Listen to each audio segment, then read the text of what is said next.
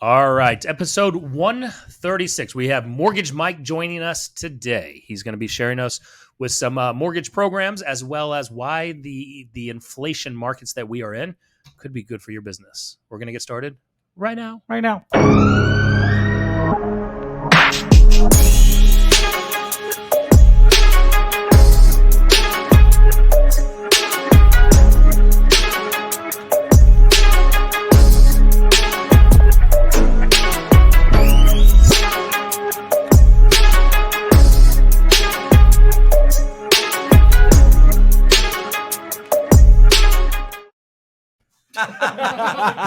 Like over here, just off script. Coming in hot. Yeah. Y'all didn't get in on that joke, but it was a good one. Episode 136. We got Mortgage Mike joining us today. And if you listened to the opening, I said why inflation is good for your business. That was wrong. Yeah, that was super wrong. Why rising rates are good for your business is what I meant to say.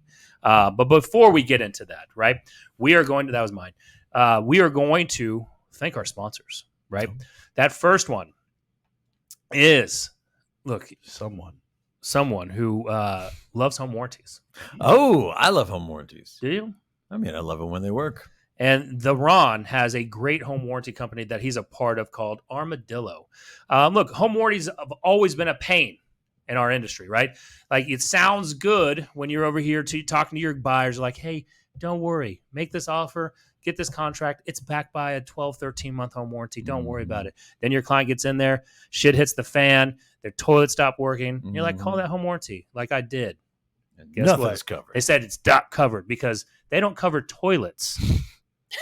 You got to figure out where to go to the bathroom on your own. Yeah, they only cover outhouses, Toilets but are not overrated. indoor plumbing. Exactly. So outdoor plumbing, not Armadillo. So go to armadillo.1/tour, TORE, and go check them out. I guarantee you, it's not your father's home warranty, whatever that means. If you love technology and you love that digital enabled platform and transparent home warranty plan, just go armadillo.1/tour. Check it out. What's a good slogan for Armadillo home warranty? Don't armadillos survive like nuclear blasts? I think you're thinking of cockroaches. Oh shit. Yeah. Well, then that Armadillos went nowhere. are fast though. I was thinking. I'd be No, like, they're not. Yeah, dude, they No. got little. They're like wiener dog fast. Like their legs, like wiener dogs aren't fast. Well, just because they move their legs quickly doesn't make them fast. I remember trying to catch an armadillo one time Why? out by Pelican Bay Lake, wherever that is in Texas. My grandparents used to have a lot out there, and that armadillo they're feisty. really They're very feisty. quick to 11-year-old Matt. Okay, fair. Yeah. And what would All you, right. if you caught that armadillo, what would you Yeah, do? what were you gonna? What's the purpose of this? I don't know. Yeah. Soup. Yeah. It's gonna make soup with the shell. Yeah, I Gonna make a don't know. jacket. Yeah. Are their shells hard? There we go. Want hard shell protection for your home? Choose Oh, Matthew that's McGuire. a great one. Put that up there. Matty, hey, Well done. coming through. Wow. He comes back from his cruise. He's Yeah. ready to go for all the slogans. Been sitting That's thinking why about his this. YouTube channel's blowing up. If You guys know are what? moving to Braunfels, check out Matty. Speaking McGuire. of that, he wants on the show. He does. Let's Yeah. talk to him. Let's get him on. All right. You can Right- come on, dude. Right now, drive up here. Yeah. We'll Just wait. one-liners the whole time, though. I don't want to hear you actually say anything. I just want like smart-ass comments. from Yeah. you. We don't have enough mics today, Yeah. but a different day. I got Yeah, this only stupid one ass mic. Yes. Oh. Full of dad. Actually, Thank tell you. us that other dad joke. Oh hell! What? No, that's all right. The Will Smith Yeah, one. skibbity. He said a The Will Smith one. What did Will Smith You leave on eject, Chris you Rock's sons of face? Bitches, you eject. Fresh Prince. Yes. Yes, Yes. that's You're it. welcome. Yes. You're welcome. It's so Full bad. of dad jokes. So bad it's good. Yes. Look, our last sponsor is the best Dallas Fort Worth home warranty plan out there, or not home warranty, fucking property management company out there. I'm still thinking about Armadillo, man. Me too. I think we just nailed the slogan. I We did. might have just changed. Just go to the whole business. homewardfw.com if you're looking for a good property management in Dallas, and then go to armadillo.1/tour because obviously we're thinking about home warranties and we're thinking of Mortgage Mike. And if you want to win a free Oculus, we're going to start playing again. We kind of got back on this Call of Duty bit, but we're definitely going to start playing Oculus again with whoever wins the contest that goes through tomorrow. Go to homewardfw.com/realtors. Join our realtor referral program. Send us a referral, and you can win an Oculus. We're doing the drawing on Friday. So, Mortgage Mike, we got you on here today talking about some of the In-house. programs, right? Some of the programs that you guys are rolling out because we're having to adapt to the market that we are in today, which is low inventory, ultra competitive bids. And, look, a lot of buyers are having to compete against and this is not just happening in Dallas, it's happening probably in a shit ton of other marketplaces, is cash offers, right? So what, as a lender, what have you guys done in order to stay competitive, to help buyers in this marketplace, get in the best position to win? Yeah. And this is the topic of conversation every single day with every partner, every buyer. How in the hell do we navigate through something that we've never seen before, nothing that we've really had to deal with in our time, at least in the 14 years I've been doing this. I've never seen a market like this. And it's evolved so quickly too. It used to be, okay, we pre-qualify a client and then we say, hey, we can close in 2 weeks, and that would get the job done. That would beat the competitors. Then it became, okay, we now want to see that you've done a full round of underwriting. So take them from pre-qualified to pre-approved. And that would suffice. And that was something we were doing quite a bit. Now, back up for I actually think a lot of agents don't know this. There's a difference between pre-qualified and pre-approved. I do want people to know that. Will you just cover that for a second? Yeah. I know so many people that have been in this business for so long, and I don't think they realize there was a difference. I have to explain the difference daily because those two words are used interchangeably all the time. Too much, bro. But they do literally mean something different. They have a definition. That's why they're two different words, right? There's some analogy that would be hilarious that I can't think of right now, but there's something. I'll get back to you. Don't think too hard about it. Insight. The hamster's starting to go. It's slowly, but going. So pre-qualified is your first step in the process, where we have you fill out an application. You're going to answer questions about employment, income, assets. We're going to take a look at credit.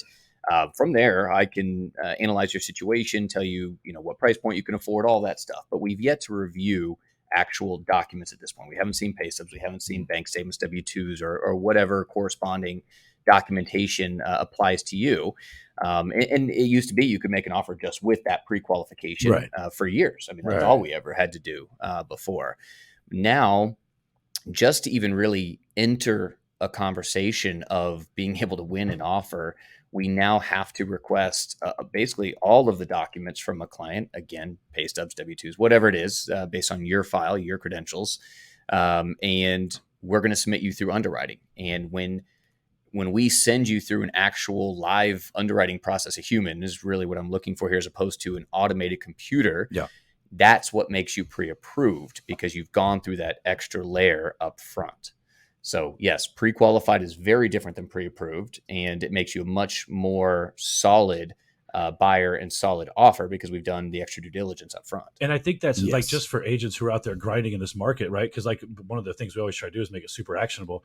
That is a huge, like I will tell you as somebody who takes listings, and any listing agent can chime in here, like, dude, that makes a massive difference in how you are even advising your clients around the buyer, right? Like it's not just about like connecting people with the lender, which I think is an amazing thing to do. And you do an amazing job of like responding to the emails when you copy a lender on it. But the pre-qualification aspect of it, I've had on my buy side, I've had that asked 4 times. Am I good?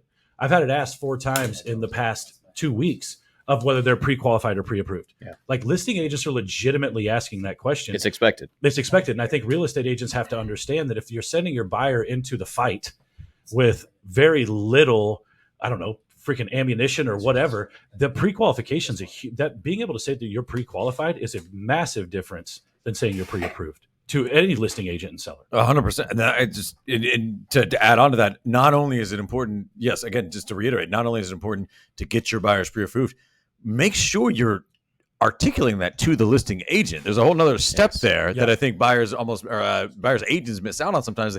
They assume that when they send that pre-approval letter over, the listing agent is seeing it differently than a pre-qual. Make sure you're articulating that. Dude, I will tell you right now, as a buyer's agent, if you are not sending your offers over with a couple of things, which is a very detailed email about the advantages of taking your offer and why it's an advantage to work with your client, I have an actual paragraph that I send in my template thing that all of my clients have been talked to about this market, and they understand what is reasonable and what's not reasonable, right?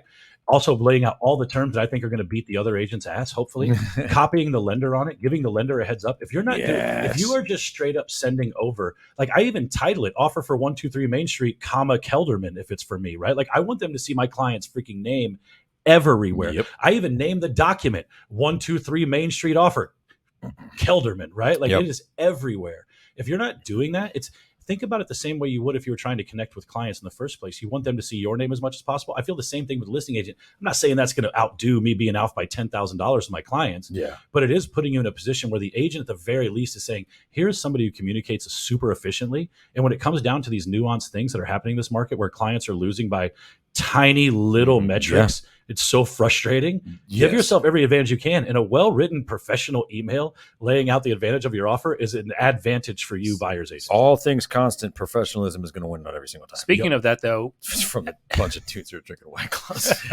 Do as I say. But no, this is different. We show up here differently. We show up at work. as a lender, how should lenders be how should lenders set their agents up to win in this marketplace, right? Because if I'm going to have a vendor relationship, that partnership of mine needs to help put me as the agent in the best position to win, meaning my clients are getting offers accepted, or I'm able to take more listings because of certain, services or programs that's being offered. So how are you as Mortgage Mike with that big old Mortgage Mike stamp of approval? We should have brought that. We're Yes. still generating it. Mortgage Mike stamp of It's approval. so big. It is. You can't even he has to have two people to carry it around. It's like the Stanley Cup. It comes in a case and people with white gloves carry it. Yes, that would, Every closings, we inscript someone's name in there. yeah, Oh my gosh, we should make this happen. I love it. Oh, that would be hysterical. It's an obvious progression from where So we're going. how are you as that relationship with your agents? How are you helping their clients win in this marketplace? I think two things are very important. These are going to be general terms. It's going to be adoption and education, right? And starting from the education piece, more kids. That's how you win. Yeah. That's how you win deals. More kids. Certainly creates more hours in the day for you too. I saw an opportunity for an e-brake and I took it. Yeah. So from an education standpoint, I have a couple teams that I have weekly meetings with, and whatever the topic of the week, month, whatever it is we're going through that in great detail. If there is no just amazing topic that we need to address, then it's understanding, okay, how do we put ourselves in the best position to win offers? We talk about including the lender in on the submission, on the offer emails, right? If you're not involving your lender in notifying them, especially even if it's the weekend, I can think of two situations we just had in the last week where I was brought in. One was a Saturday night at 7:30 p.m. One was a Sunday at, I think, 3 p.m. I spoke with the listing agents in both scenarios, and they were just both floored that they were able to reach me at that time. And it may have been the difference between us winning the offer or not. It may not have been, but had I not had that conversation, we certainly would have decreased our odds. We would just probably fallen in the pool of all the other offers. So it's education like that, understanding what I'm willing to do in those situations, and make sure we're on the same page. So when we are having to be guns blazing on these offers, that we're on the same page. Yeah. What about creating products in this environment, right? So like you, and I'm going to lead you to this one a little bit. I know you are.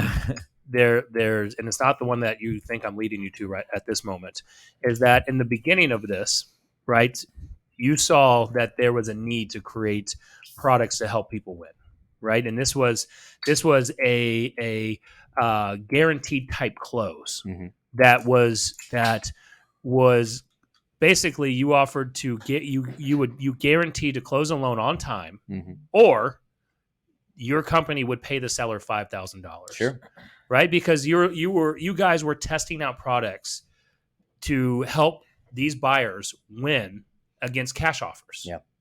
Because a lot of times these homeowners, these listing agents are telling their clients to take cash offers over maybe a finance offer that was a higher price. Yeah. So you guys created that. So what type of products in that are you seeing, and you're educating your agents and your buyers to say, hey, I understand you don't have cash. That's fine. We can help you still win. We can still help you compete. What are some products that y'all are creating with that? And see, you think you led me down this road, but I said adoption as one of the two things. Did do that. And this is very important, is lenders, any profession, when times are changing, just change in general, we don't like it, right? We want to stay in our ways that If we had great amount of success doing something a certain way, why in the hell should we change? The reality is, if you're not changing, what is the saying? If you're not growing, you're dying. Yeah. Right. If you're not first, you're last. Something like that. Right. Yep. But in this market where things have drastically changed in our market conditions, if you are not adopting programs, scenario strategies, then you are going to be left behind. You have no choice but to get with the times in this market. We can't just simply do the old habits that we had. So to answer your question is, yes, we did the $5,000 guarantee for a while. That was, again, where we would actually pre-approve somebody. So taking them through the extra underwriting. Now, once we've gone through that initial approval process, we feel really good about the offer. We would send an approval letter to the listing agent that says, Mr. Listing Agent, if we do not close your loan on time for reasons that we control, meaning, if the appraiser falls down and becomes a paraplegic, that we can't control that, any delays there. But if it's something that we missed, if it was income, assets, credit, what have you, and we could have caught that early on, we would pay the seller $5,000 out of our pocket. So it was a way to put our money where our mouth was. How often did you pay $5,000? Never. There you go. Didn't have to. Didn't have to. Just that good. Because when you get that stamp of approval, The mortgage Mike That's stamp for of real. approval. Yes. I'm never going to live this down. No, should we tell that story? It just involves Fireball. That's all we need to talk about. That's it. This is a great kicker. It is. Story. It I is. love it. I'm telling I was you. passionate. Ooh, we got the Ron. Tell chiming Magic in. Mike to take his shirt off so we can see that core. I'll do it if you do it. Well, we're not doing it. Yeah. By the way, the Ron, we have a new slogan for the Armadillo home warranty, which is want a hard shell protection for your home, choose Armadillo. I love it. Yeah. It's so good. We thought of this Stanley Cup idea. Stop changing the cameras on us while Nick is talking. It's your fault. So let's talk about how these increasing mortgage rates. With increasing mortgage rates, how can that help everyone's business, right? Because you would think that, number one, it's going to hurt the mortgage industry. Sure. Two is that, I asked a question on my Facebook page the other day, and I'm not 100% agree with everyone's answers on there. I said, we saw in February, new home sales retract by 2%. Mm-hmm. And I said, year over year, right? Not month over month. That's correct. year over year. Okay. Yep. Compared to same time last year. Right. And with these rising rates of, we're somewhere around 5.5%, a little under 6 now, or whatever that is. Do we think that this is going to cause a little bit of a slowdown in the real estate market? I think there's a lot of moving parts to this, which is my way of getting out of answering that question directly. Right. So they're from the lending side. What's happened is refinance applications are down 60%. 60% year over year. Understand. Right. That's massive. Yeah. That's it. Sub 3 last year at some point. So it's understandable. So in that situation, how does that affect lending? Let's start there. So we love to use the term market compression. We've been using that term for 3-4 years now. And about 3-4 years ago, when it was the buzz phrase, it never really came to fruition, partly because of COVID and where rates went to. And then we'd had the, single greatest year or 2 years of our, industry. Right. So market compression never happened, but it is happening now. And what's happening is companies are shrinking, right? When we're down 60% refinance applications, that means there's less business, right? Just that alone, not even getting to the purchase side yet. So you're starting to see a lot of companies have to dissolve either entirely or reduce their workforce. So less underwriters, less processors, less loan officers, less people to do the same work that we tried to do before. So quality can be reduced massively. And in a market where speed is extremely important, where now instead of 1% earnest money, you're having to potentially do 2% earnest money, you need a good quality company that still has the capacity and staff to work in your favor and be able to drive the loan to the finish line. So that's a big issue. Also, too, now companies are going to be extremely competitive from an interest rate standpoint because their pipelines are empty.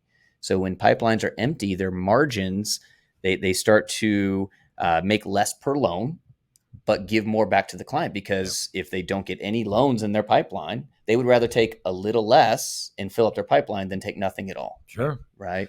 Was that 100% is 0-0. Is that where you were telling like in a team meeting where you're starting to even see Rocket Mortgage starting to be competitive on rates? Yes. Yes. Yeah, dude. I mean, because They it's are. just massive volume, right? And they are, and they get it. They understand, because they Still were suck at a everything else, refi but- shop at heart. That's what they Yes. do, right? Yeah. Well, 60% down in refi applications. Now Yeah. they're grasping at straws, Sure. and they went public. And all of these companies, these online lenders that went public, I think have lost combined like $30 billion since going public. I mean, so their ass is on fire right now. They are trying to drive in business.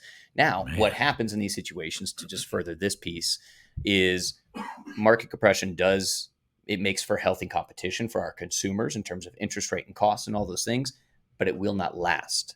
Once they fill up the pipeline, then they kick you to the curb and they go back to what their actual rates and margins should be. And then, the inconsistency occurs. And by the way, this because you started at Bank of America and worked Right. in the refinance shop world, and that was Bank of America's move, Yep. where their rates would get ultra competitive, fill their pipeline up, and then all of a sudden, if they want to slow it down, they just start jacking up rates. 100%. Yeah. It's a roller coaster with them. So, these companies, again, they're going to draw you in. But the reality is the performance on the back end isn't there to match the interest rates. And so we do have to be careful of that as consumers, but that's another conversation for another day. How can agents use this increasing these rates to still help convert their buyers and not scare their buyers off, right? The one question I asked, are we going to see buyers put their purchasing plans on hold because of now and at these rates? Sure. Yeah, I think the price more than anything is what's probably scaring off the buyers these days. It Brian- seems crazy, right? Yeah, go ahead. Well, you brought this up today. It was funny. You said this morning, and I actually used it when talking to a seller. Rates have not chased. Like, we were looking at rates thinking that all of a sudden we were going to get called. And look, we're a large team with a lot of buyers. Each agent has a huge pipeline of buyers right now.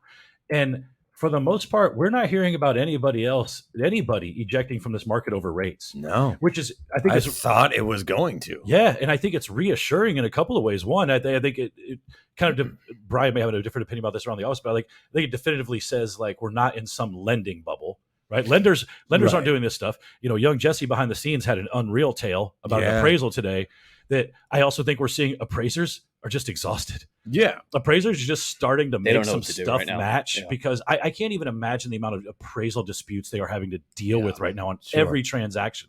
Because he had one come back today at value that is shocking. Way over Shocking, asking price. Right. And now sure. maybe that was an agent underpricing it to drive insane offers and things like that, which we're seeing too. But being in this, like, dude, this doesn't seem like a market that is being affected by interest rates at all. No, sorry, I didn't mean to interrupt, but I think that we, as agents, if you want actionable advice around the conversations you have, you're probably not long-term going to see both of these market forces for long-term, right? So you get your choice. You either have an insane low inventory market where you don't even have a fucking shot if you're offering asking price. Yeah, like, you're not even in the ballpark. And as interest rates rise, you're going to see a lot of buyers who can afford that just decide, we'll talk about that in a second. I'm sorry. Or you're going to see the same buyers that would go, look, I'm not going to do both. I'm not going 50,000 over ask and paying 5.5%, right? I'm out on this deal. And then you extrapolate that across an entire nation, an entire buying, demographic. And what you're going to see is sales prices are not going to drop. I don't think that there's too much liquidity in the market right now.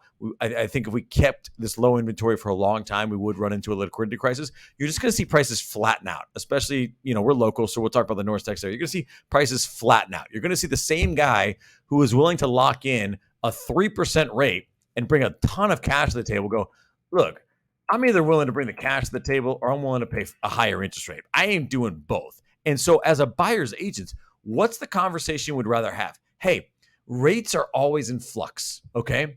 Buy now at 5.5%. You'll pay an extra $200 a month, and then when rates come back down in a few years, you refinance like a red-blooded American that you are, right? Or you pay $150,000 asking price. That's money. That's your after-tax dollars, and you gotta hope the sales prices stay high because you didn't buy equity. You can't turn around and sell that same home to somebody else for what you just paid for it. Most likely, you got to stay there for a little while. And so as a buyer's agent, which conversation would you rather have? Yeah, rates a little higher, and now we get to go back to paying regular prices for houses. Like, I'll take that argument any day. My only concern is that where agents have the huge pipeline, have they actually educated their buyers yet? No. Because that's why they need to listen to this shit. Right. So they haven't educated their buyers about where rates are. So the buyers that are out there looking, they're still living in maybe 4.5% rate land. Yeah. Then all of a sudden you get them under contract, if they're with Mortgage Mike, and this is not your fault because, whatever it may be, all of a sudden you quote them 5.5%. And then now they get sticker shock. Yes. And there's one or they can't afford it. Yes, I had this happen today. That's why I bring this up, not because you told me this, but that is the thing that a lot of these agents I think are missing this boat on, or they're misunderstanding, because we're in it every single day. We talk about this every day. We're used to this, right? So like Mike, DeBacker and I talk about this all the time. Brian and I Kelderman and I talk about this all the time. This is a normal conversation. But for the everyday home buyer who is out there that got pre-approved, pre-qualified, whatever they did talk to a loan officer, and they threw out rate out, they thought it was as good as gold. They thought it was written in stone. Then all of a sudden, they go under contract and says, it's 2% higher than what I was originally thought it was. Now my original payment that I thought was here is now X. And maybe they can afford it, but what you now have to fight as an agent is that mental hurdle from this over here to here. So you have this large gap that you have to make up. And if you're not good, you're going to lose it, or you're going to force them into it. And guess what? They're not sending referrals, and they're not coming back to you. And that's really the thing that's very interesting, because I don't think it's that they're lazy or uneducated. The agents, it's that they have a fear of losing the deal. Yeah. Right. And if you go back and deliver and to be clear, and I know Kelderman and Nick and everybody can touch this, that fear of losing the deal often manifests itself as laziness, because you don't want to pick up the phone and make those calls. Yes. So it ends up being the same thing. Well, and it goes back to the larger conversation too, that and I'll never miss an opportunity to talk about this thing. It's a real estate agent. If you're just making decisions for your clients based on the fear of a deal falling apart, you just overall take a step back and look at your business and ask what you're doing, right? Because this is what's happening, right? This is an insanely hard market. We are seeing people leave the market, and it is more difficult than ever to get people under contract. And I think agents are feeling that pinch in their career as much as buyers are feeling it in their home purchases.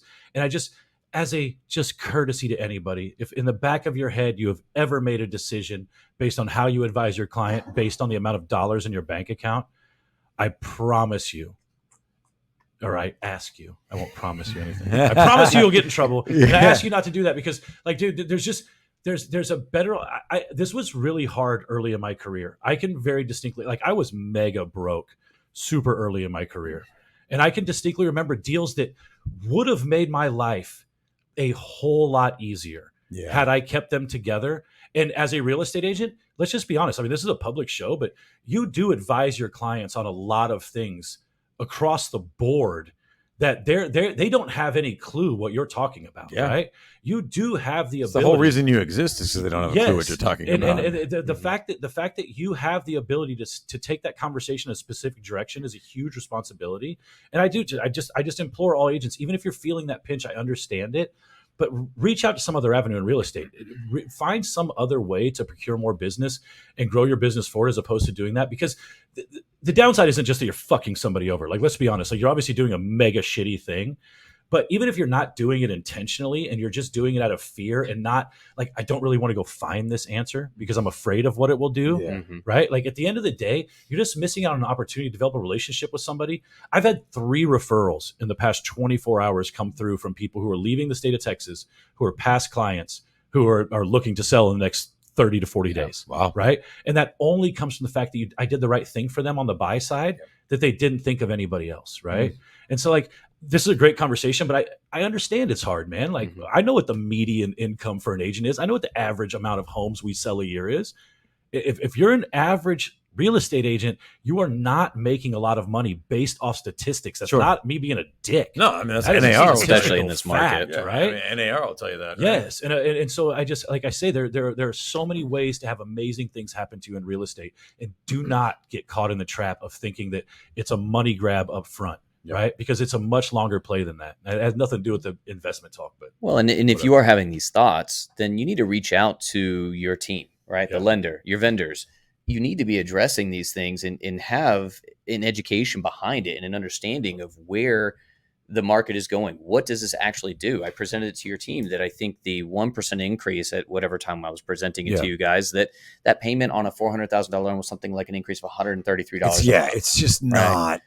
I'm not going to call it negligible. No, not at all. The point is, it's not also generally a deal breaker, depending on the market. And if the trade-off is it will decrease the buying pool, and maybe I don't have to offer so much far over asking price, I'll gladly take that trade-off any day. 100%.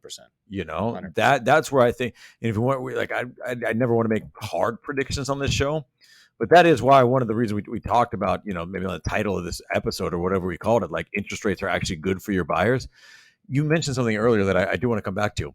This is just in general. We as human beings are so good at adapting and becoming comfortable with our environments. It's why, as a particularly weak species, I still think I could beat up a monkey who's half my size.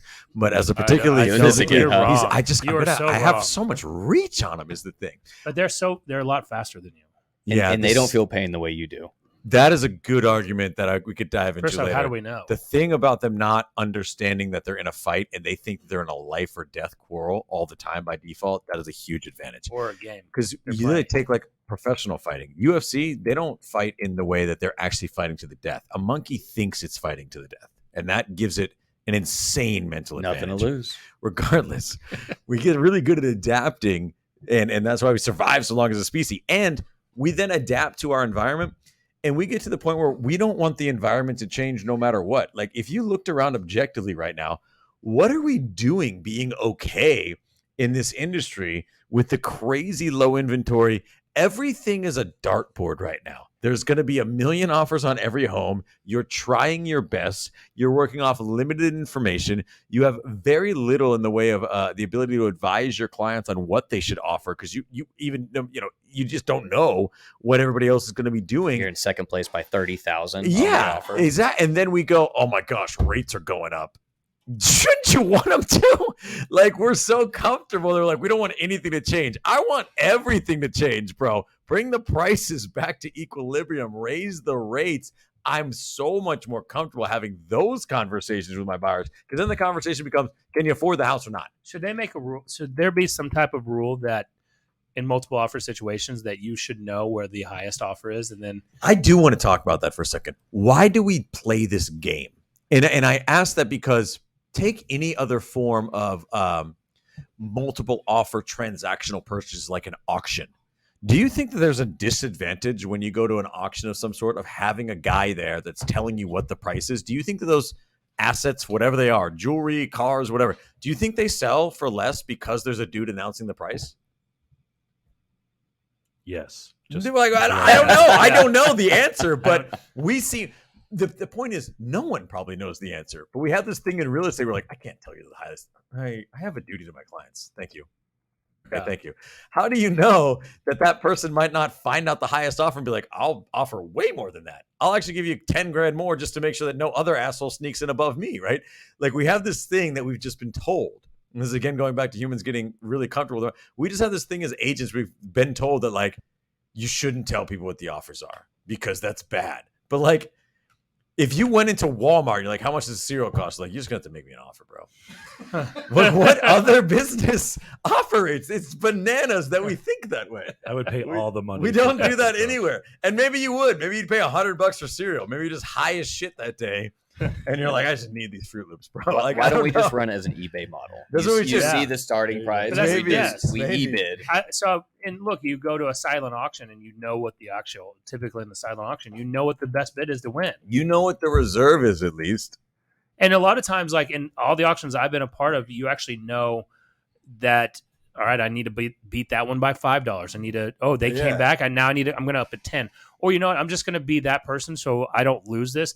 I'm going to go up by $100 and see if versus here with the unknown, what do you educate? So Kelderman, like you're educating a buyer that's buying a home in Frisco, Texas.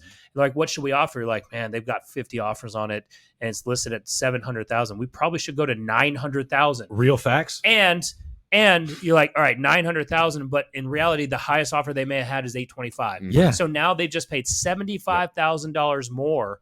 That's bad for the whole market. Yeah. You know what I mean? Yes. And so because it's unsustainable. It's unsustainable. It starts creating unrealistic. It creates, eventually unaffordability in the marketplace. So should there be a regulation on transparency? And I just don't think there's any evidence that it is better for people or the market as a whole that you're flying blind every time. And I could be wrong. Malcolm Gladwell needs to do some research and write a book about this. Whether auction theory is better or whatever we do. Why are and it's a legitimate question. Why are escalation clauses legal in some states and not in others?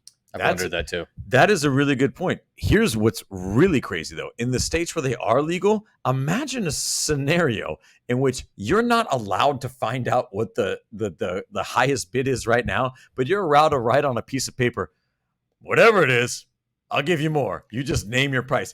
What is more detrimental to the market? Like, wouldn't it be better if you just knew what you were up against? How is that any different than any other way that we do transactions with money? Matty Aguirre, somebody who's actually been on our show did this a few years back, and I cannot remember how it worked out. Nicole Espinosa. And this it was Espinosa. So here's what happens. It went really, really well, except the complaints started coming in, and the broker told him to shut it down. Really? What were the complaints?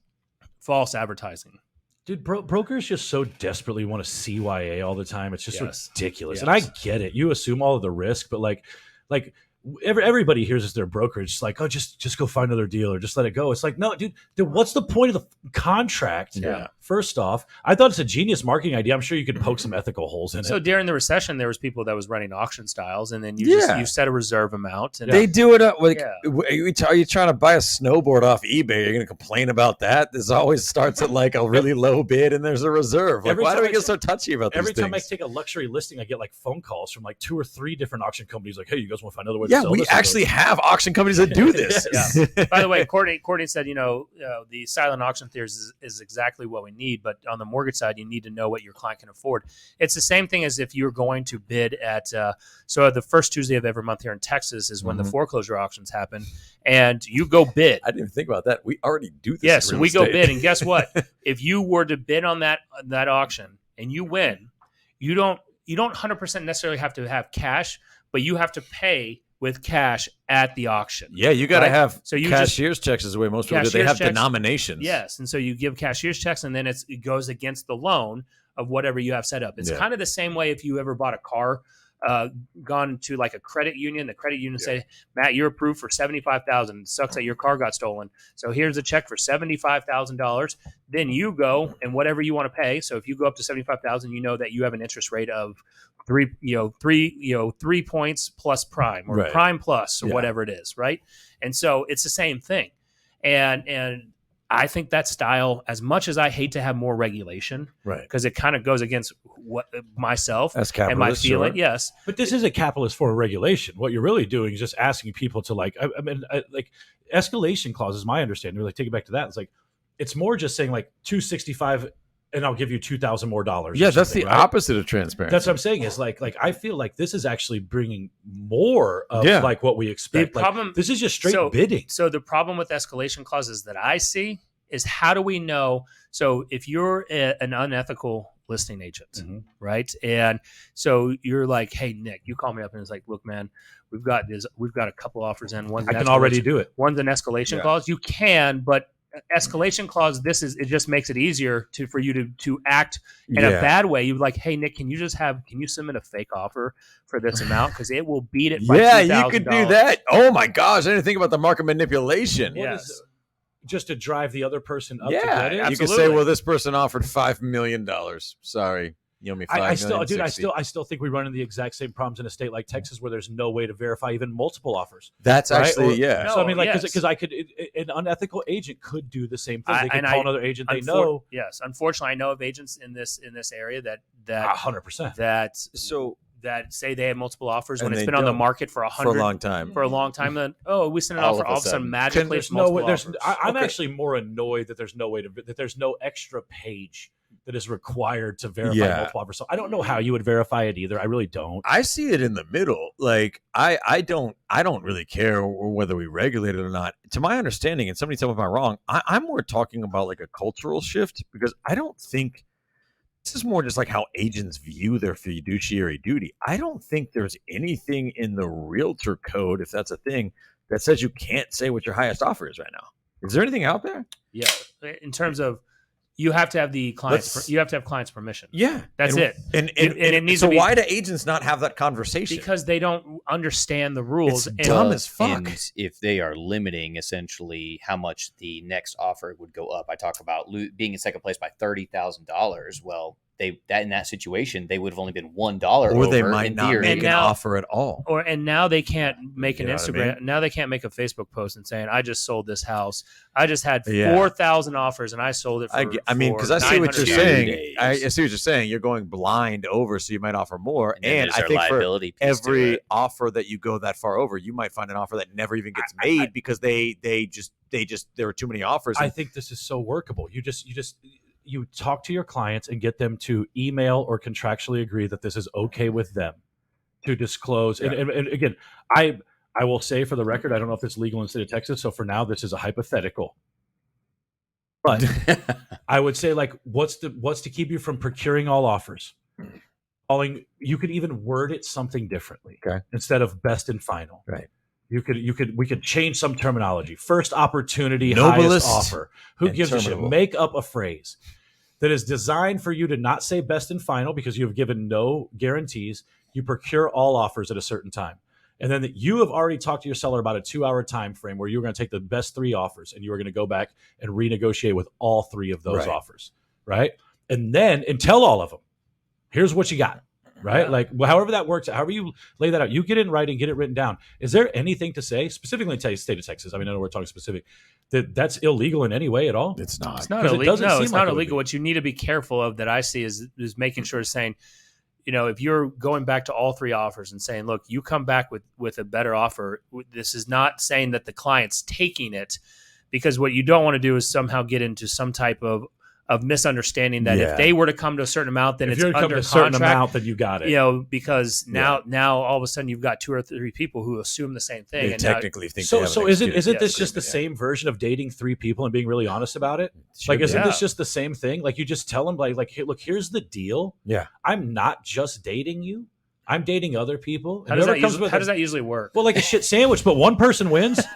I need the manual, please. But That here's the usually thing is- works out for one yeah, person. It works out for one person. Maybe have the whole relationship, but like the initial sale, I'm not trying to have a relationship with you. I'm But trying does to the sell you a other house and bounce. other person try to become a backup relationship so that they can slide into the first Sometimes relationship? they do. I kind of think we've all been there. Sometimes they so do. let me pose this question to you guys, because you guys are in my opinion very, very good realtors. Okay, you're very Terrible welcome. podcast. You're very, This is- very welcome.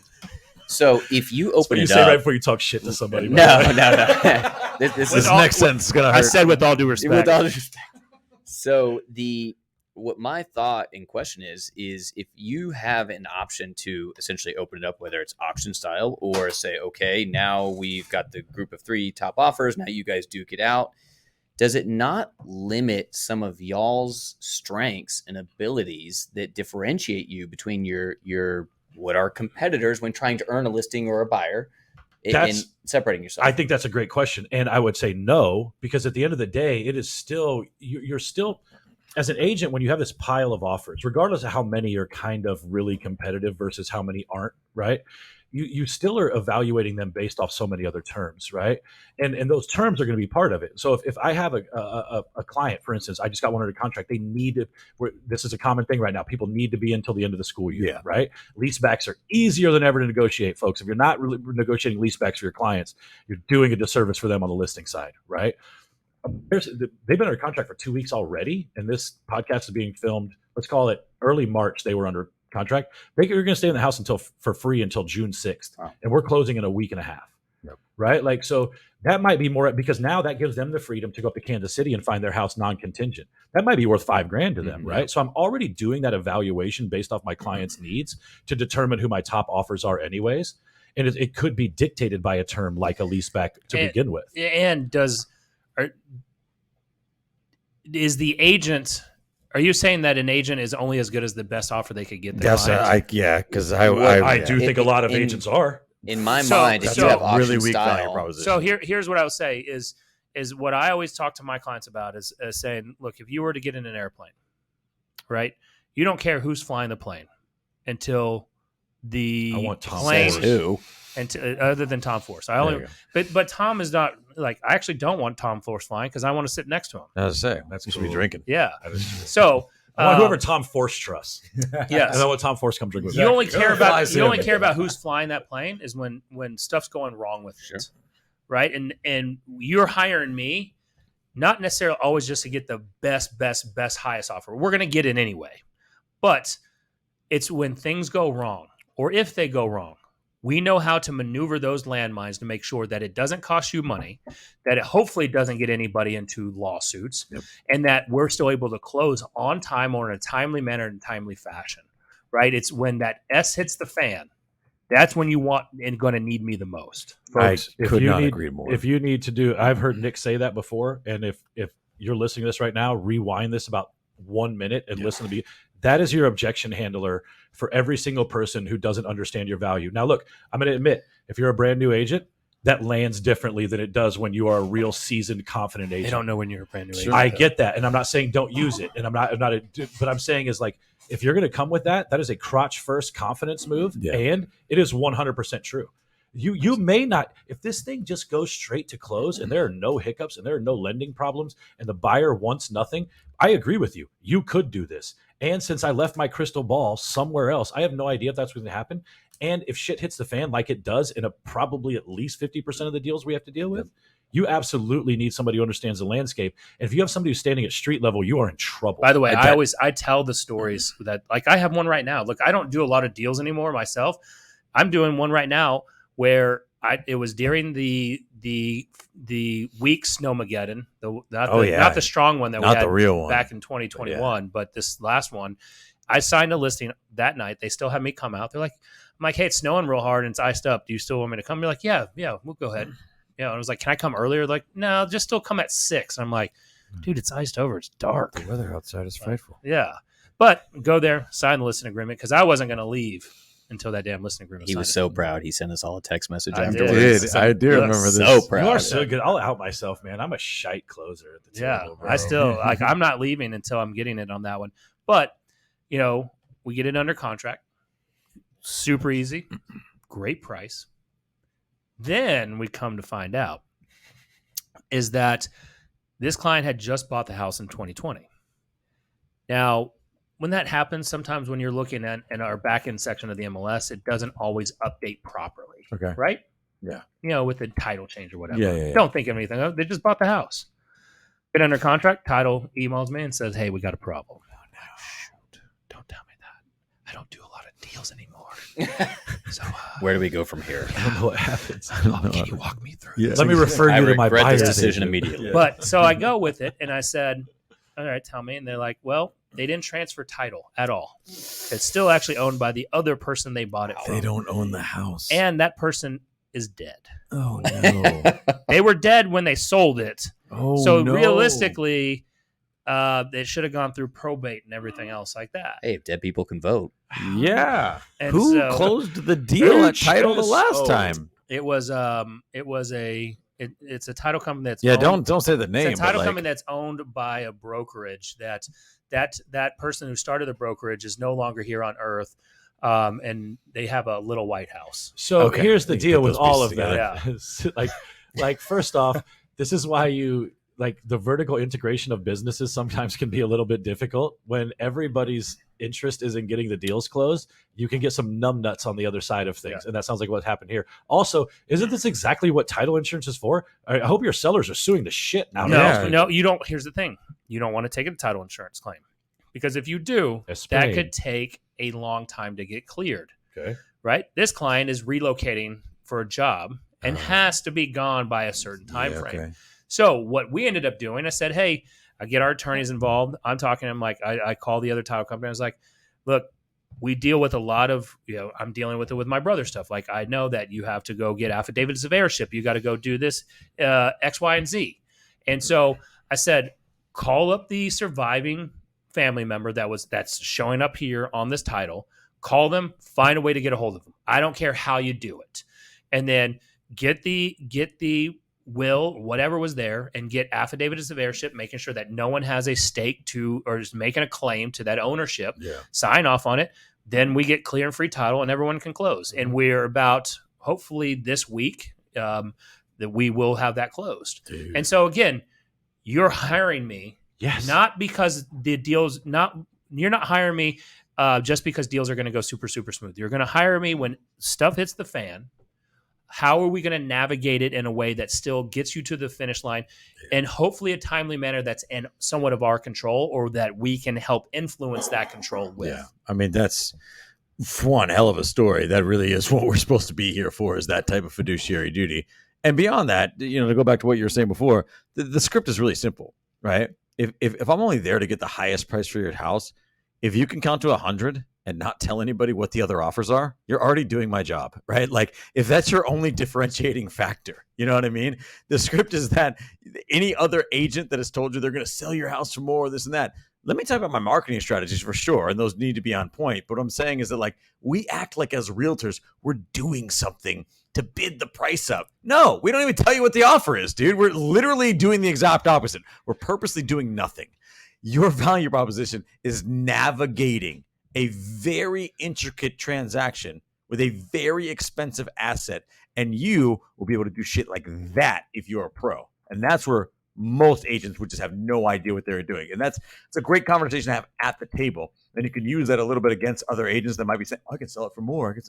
And numbers are just numbers. Like if you're just worried about price or whatever, that it doesn't really matter what agent you pick. Like there's a lot of different things that go into a real estate transaction. I also tell people like when I'm trying to introduce like Mortgage Mike to other agents in our industry and why, we really try to promote him, or we do promote him and share him and refer him out and edify him, is because when on the lending side, when things get messed up, right? And usually it's not always the loan officer's fault. It's usually slow, responsive buyers not getting paperwork. It's never my fault. Yep. Actually, we're not going to refer him anymore. That's right. Yep. No.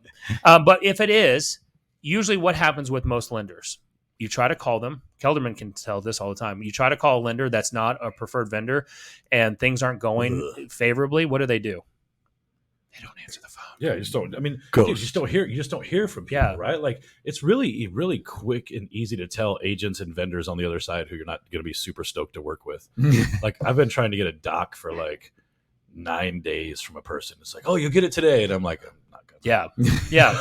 And they don't tell you the truth. They're like, so are we still good for closing? Like, yeah, we're still closing tomorrow. I'm like, wait, so but you haven't sent anything to title. Title says they haven't heard from you in 3 weeks. So like, no, it's all good. We're just doing a lot of things on the back end. Yeah. And then tomorrow comes along and they're like, oh no, it's going to probably be 30 more days. And you're like, well, wait, yesterday you told me everything's good.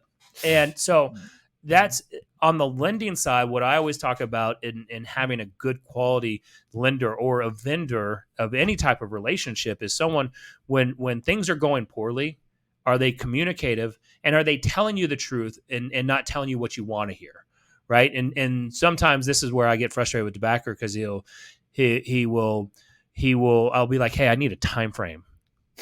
Give me a time frame. He's like, well, I can't give you that. And I'm like, no, I need a time frame, to backer. And you're like, well, he's like, if this, maybe this date. And I was like, look, I get it. I understand he doesn't want to set anybody up for frustration, especially if he gave a time frame that he know that it's already tough to hit. Right. He's only creating more headache and stress for him. 100%. And so he's like, let me get back with the lender. Let's get with underwriting. And then usually it ends up closing within freaking 7 to 10 days anyway. I'm like, see, you could have given me a time frame. Right. CYA, baby. Yeah. That's fair enough. CYA. Jesse, do we have a question about robots? I saw a picture there, and I don't know if I like it. Yes, you do. Okay, what is it? If you were really a robot, What would you want to know? Would you want? Would you want to know if you were really a robot? How did you read that? I don't know. What I said, what would you want to? I was like, why would you? Man, I don't know. Can you go back to that real quick? Do we want to go with that question, or would you? No. Go down. Would you rather be bald or have a huge mullet for the rest of your life? You can't cut it. I don't think it's fair for me to answer this. One, yeah, you know, shit. I think the thing with the robot one, it's pretty cut and dry, right? Like I think a mullet or being bald, there's so many opportunities there. Like, if I was a robot. Answer no. I don't want to know if I'm a robot. Really? Yeah. I don't. What the fuck's the point? Oh, plausible deniability on everything. No, if I you're a wanted to- robot. Yeah, exactly. If I found out that myself that thought I was a human being, act like me, thought like me, all that shit, you gave me robot status, my morals would go out the window in a second because all of my fucking behavior could be excused. I'm so sorry, I'm a robot. I'm new. I don't even know how to navigate this world. He'd be like the third version of like Michael Keaton in Multiplicity. Yes, exactly. The dumb one. Exactly. Stupid. No, I'd be robbing people point blank, and I'd be like, "This is the way I was programmed, guys." That's what it would be when you, because I don't believe this shit at all. Whenever you're like the person's like, "That's just how I am. I'm just late all the time." No, you're fucking not. Oh, you're yep. just a person that doesn't respect others' time, and that's true because you're a human. But if I was a robot, I'd be like, "I just programmed me 15 minutes slow. I'm so sorry, man." It's just I don't even know what time it is. If I'm late from now on, I'm going to start saying, "Look, I'm actually a robot. Yeah, and this is my program." Exactly. The question is, are you the only robot and everybody else is just doing normal human stuff? And then we Yeah. accept that, or are we all robots? And now I'm like, fuck you, I'm a robot too. Why are you like? Now it's the same. We're back to square one. If They know that they're a robot. that's the thing, if we found out that we were all robots right now, I would probably do some GTA stuff because I wouldn't care about anybody anymore on a fundamental like human. but you're a level. robot with feelings. Yes. I don't think they'd No, be. you are, 'cause They it were said- they were programmed into me. No, but it's Have you seen Ron Gone Wrong on Disney? Yeah. You watch Disney. I know you don't What have is children, that? but you Yes. watch Disney movies. Go Right. watch Have it. good watches songs? A lot of Disney with his dogs. I do. Yeah, I'm really big into that. Go watch Ron Gone Wrong. Okay. You will appreciate this conversation even more. Okay. Does Or he- what's the other one okay. with that guy that has it's an inflatable robot? Oh, Big Hero 6? Yeah, Big Hero 6 is a great movie. Oh, I obviously. haven't seen It's that a one, great but I've movie. heard it's You great. answered that Love it. really fast. I just remember the I inflatable. I told you, You he watches can't a be lot an of Disney inflatable for a robot. grown man. It's kind of creepy. Yeah. I would rather be a robot with a mullet. But don't you have that Oh, revelation, like when you find out you're a robot, that you now presume to have like mega strength, right? Like you Do can you start automatically doing get things. more confident and stronger? Right, like all of a sudden you're lifting tables and just throwing them over your cars head over and stuff. whatever else. That's true. I don't know. This is Westworld. This is a Westworld situation. I don't even know what that is. It's Never just got a into show that- Westworld. I didn't either. I heard it was really good. I'm really honestly Yeah. just tired of taking on new shows. You know what got me excited? On Peacock, they have the first 4 seasons of The Office where they add 15 minutes to every episode of stuff they cut out. What? And here's what I will tell you: if you are a fan of the show The Office, that it is really, really good because it ties a whole bunch of weird storylines That together. didn't Huh. get that up before. Yeah, so if you got Peacock, I am You know- way more inclined to watch 15 extra minutes of every Office episode before I start Yellowstone. 100%. I'm not I like watching a new show. Yellowstone's great. Yellowstone's I can't get into new stuff. I know you that can. all these shows are good. I'm just not starting any. No, here's what you need to watch. These are I don't have time these to are play Call of Duty with documentaries. you guys. So you need to watch Bad Vegan, Okay. I saw that on the right? homepage. Because then we'll start being able to start talking on here. Like if I were to ask you to send a wire tomorrow, would you send that wire? See, I would know what that wire meant. stuff to people. Just go watch Bad Vegan. You're gonna love Okay. it. Yeah. Now, the next one is the Carl Icahn documentary on HBO Max. Really? Holy, I'm dude! gonna need your login. I for bet that one's. I've Text been Heather. stealing his HBO Max Yeah, forever. I text, guess. text Heather. But Carl Icahn, he people see him either as that corporate activist, Yeah. or stockholder activist, Yeah. or corporate raider. Yeah. And I've always heard of him more as a corporate raider, but that's because that's you just, know. I think I was just on that side of the history or whatever. But if you're a stockholder, if you are a stockholder in those companies, then you're like, he's an activist for the Yeah, stocks. for sure. I guess that's true. 100%. I mean, Crystal has seen. I haven't even seen it. So Crystal and I, we heard about Inventing Anna, right? Yes. You guys heard about this? Yes. We've heard great things. We watched the first Tinder episode. swindler. We will not watch another episode. It Why? was Why? horrifically bad in our opinion. The acting was so No. over the top dramatic. No, it it's was, not. It Dude. was awful. No, it's awful. You need to Really? go. So I'll never take your opinion into consideration. You need to again call Heather if then. you're telling me Swindler. that is a good show. no, it's a great show only because you need to actually see the real person. Go Instagram the real person and see how she talks and how she is. It's not over the top. She Based actually on the first episode, I will not be doing that. Is that really how you she are- was in real yes, life? 100%. It's based on a true story. Does anybody Except else? for all the stuff they made up. This is Jesse what just they popped say. up this thing about the Tinder swindler, and I'm like, I saw the memes come out probably at the same time the show got popular. Does anybody else do this thing where like once everybody starts You don't wanna saturating watch the it? internet with memes, I get so angry. I don't. Yeah. Like I woke up in the morning to Will Smith like smacking Chris Rock, and like it's only been a couple of days, and now when I see somebody post a Will Smith meme, I'm like, dude, that was 2 days ago. You The dumb. thing I feel the same way you about it. I think I can articulate it. The thing that you feel whenever you see like a exorbitant amount of memes around something that was really popular is you get angry because you want to tell every one of those individual people this is not original. Yes, Like, I'm exactly. annoyed that you think for a moment that this was a good joke that no one else thought. You want to of. know what's the craziest thing is? It's the same. I'll tell you right now, and I mean, I'll backtrack. It's the same thing that every time at 34 years old, somebody tells me, "May the force be with you," I look them dead in the eyes and I say, "Fuck you," As you should.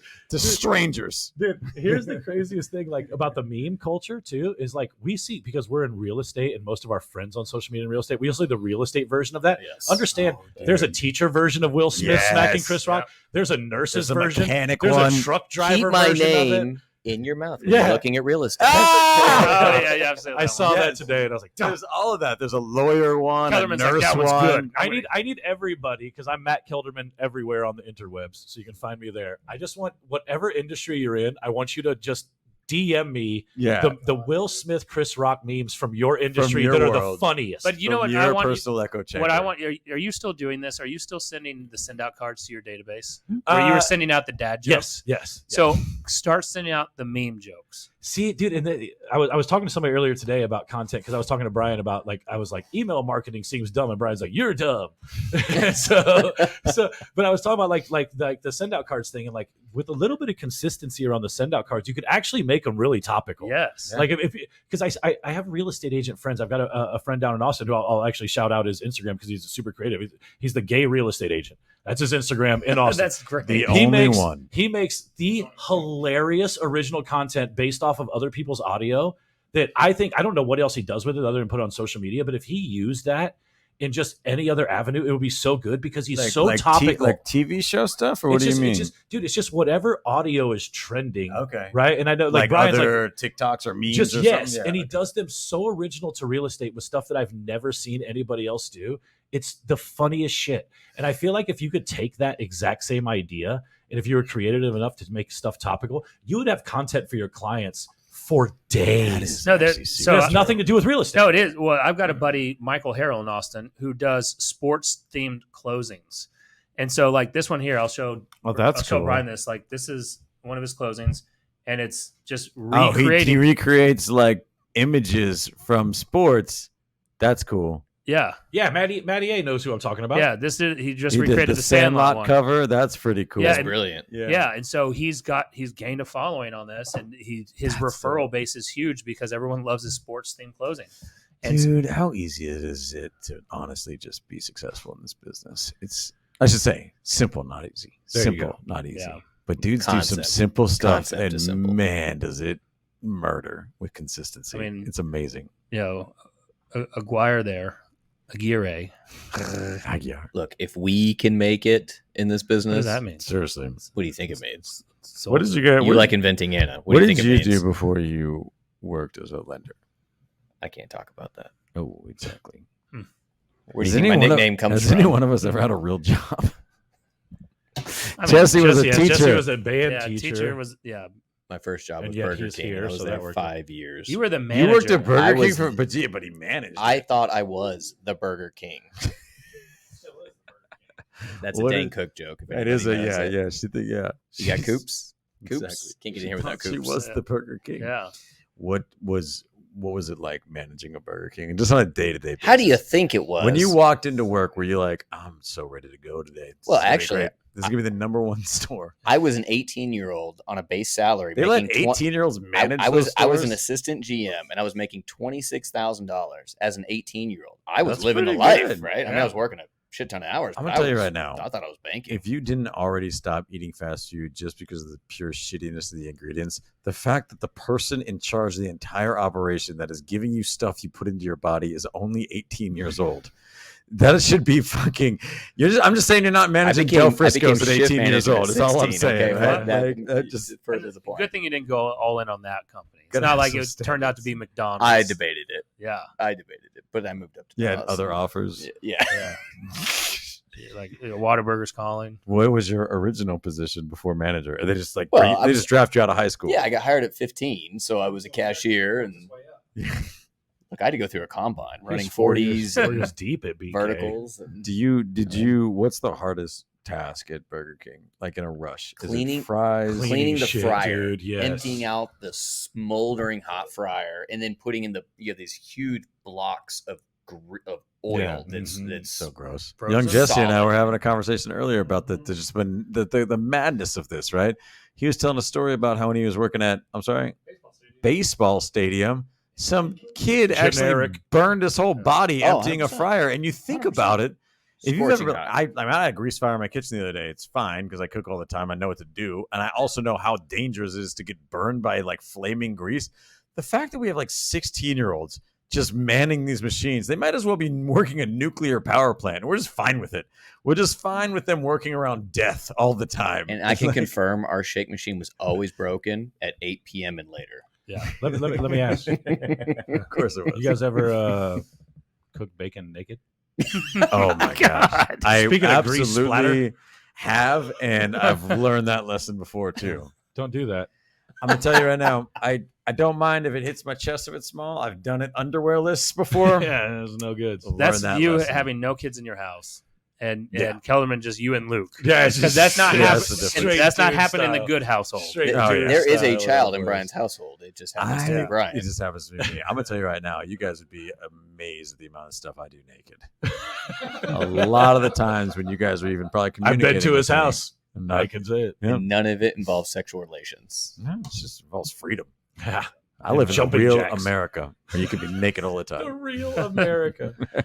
All right. This has gone on too Derail. long. Yeah, make sure armadillo.1/tour if you're looking for They're not the, even a sponsor anymore after this. the Ron had no, he has to, he's forever sponsor because we came up with that slogan for him. Yeah. Yes, you're welcome. The Ron Took gone you to the wrong. moon. Yeah, the Ron gone wrong. So if you're looking for a good home, the best home warranty, look, if you're not wanting that old school, that shitty one, if you want the best one, go with armadillo.1/tour, as well as the DFW property management company that's chosen by everyone around here. Homeward at DFW.com. We are running that Oculus contest through tomorrow. So that's March 31st. So if you send us a referral, you get enter into I an hadn't done Oculus that all drawing. episode. That's all what I got. Is that it? That's it. Where's Cut it. Mike of Texas? He's This here is too. the guy. What? He's This is real. this is the face hole that we always talk about. 100%. All right. He's This our is friend. it. Right here. Put it on him. Ooh, And tattoos. then Jesse. Everybody show some tattoos. You got it ready, buddy? Let's go. Hey, thank you for watching. We truly appreciate it. Checking out another episode of the only real estate podcast worth listening to. If you're watching this on YouTube, please go ahead, hit that share button, hit that like button, and hit the subscribe button. Right? We're dropping more stuff on YouTube constantly. If you're on iTunes, leave us a review, please. We're really, really focused on building up those reviews so we can get more searchable content on there. And if you're on Facebook, like everyone else is, go over and search the only real estate group worth being a part of. You're going to want to go join that group. I'm telling you right now, there's so much gold in there. So go join, share us on YouTube, and leave us that iTunes review, please. Go do it right now. We'll see you on the next show.